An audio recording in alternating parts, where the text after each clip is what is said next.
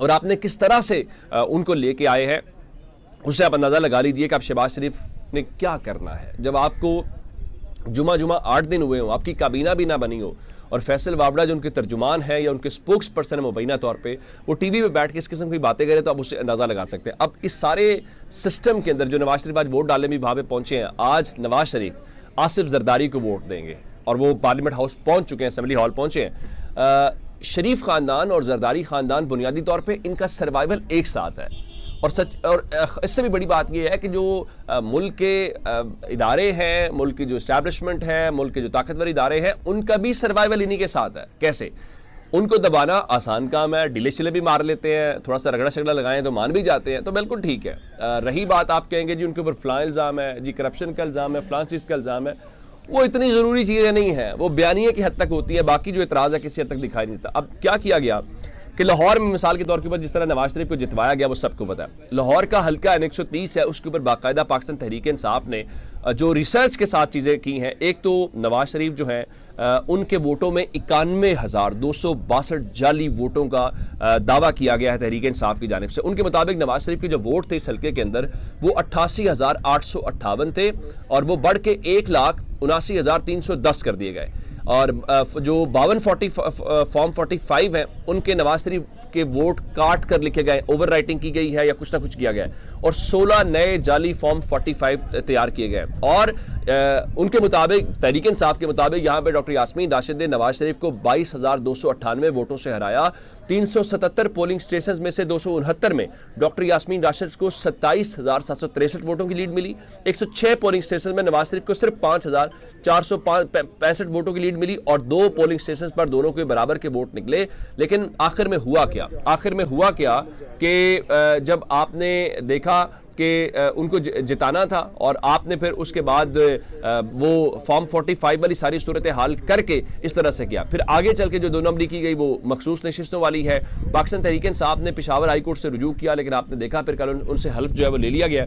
अब उसके बाद रऊफ हसन जो है वो ये कह रहे थे जी मखसूस नशिस्तों का मामला ज़ाहिर है हम सुप्रीम कोर्ट जाएंगे, उसके ऊपर उनके मुताबिक उनकी पिटीशन तैयार है, तो वो कल जाते हैं या मंडे को जाते हैं उस हवाले से। अब सदारती इलेक्शन है, ये 1 साइडेड इलेक्शन है।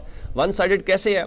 आपने फॉर्म 45 वाले लोगों को हरा दिया, फॉर्म 47 की बुनियाद पर ऐवान भर दिए, फिर मखसूस सीटें जो सुन्नी इत्तेहाद काउंसिल की बनती थी वो उनकी झोली में डाल दी। चले सुन्नी इत्तेहाद काउंसिल को ना दें, ये अलग मामला है, लेकिन वो आपने मुस्लिम लीग नून को दे दी, पीपल्स पार्टी को दे दी, JUI। और JUI जरा देखिए वो आज इस इलेक्शन का बायकॉट कर रहे हैं। अगर आप गवर्नमेंट के साथ नहीं थे तो आपका ये काम था कि आप कम से कम अपोजिशन को वोट करते। आज आपका वोट जो है वो इंपॉर्टेंट होता और अपोजिशन का नंबर जितना ज्यादा होता वो कम से कम एक इम्पैक्ट जरूर डालता और वो ये बात जरूर देखता कि हुकूमत के मुकाबले में अपोजिशन को वोट कितने मिले। अच्छा, अब चूंकि देखें इस इलेक्शन के अंदर हमने एक चीज देखी है, वो जो निगरान वाला सिलसिला है वो खत्म हो गया। आपने सरफराज बुगटी को निगरान वज़ीर दाखिला था उठा के एक सूबे का वज़ीर आला लगा दिया। अब अनवारुल्लाह काकड़ के मुतालिक खबरें सुन रहे हैं, अब मोहसिन नकवी को आप उठा के लेके जा रहे हैं। अब इतलात आई है जी जो पीपल्स पार्टी और नून लीग है उन्होंने इंतखाबी इस्लाहात के ऊपर इत्तफाक किया। एक तो इंतखाबी इस्लाहात के ऊपर आप क्या करेंगे कि लोगों ने फॉर्म 45 पे किसको जिताया और फॉर्म 47 पे कौन जीत गया, ये इंतखाबी इस्लाहात करेंगे।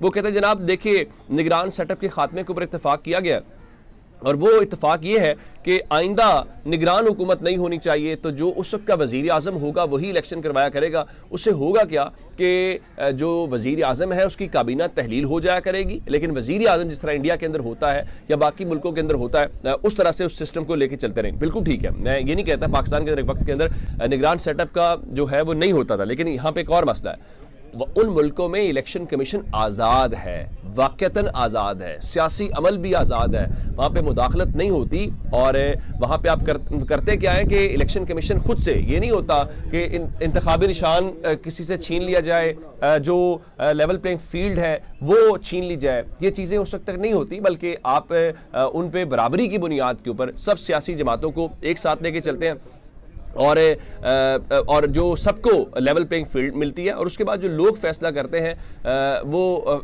जो क्या करते हैं कि उस फैसले को लोग कबूल करते हैं। अच्छा, एक जाते जाते जो आपको खबर देंगे वो इमरान रियाज से मुतालिक है। इमरान रियाज को आप जानते हैं कि ज़मान पाक वाले केस के अंदर गिरफ्तार किया गया और उसके बाद उनकी ज़मानत वाला मामला था।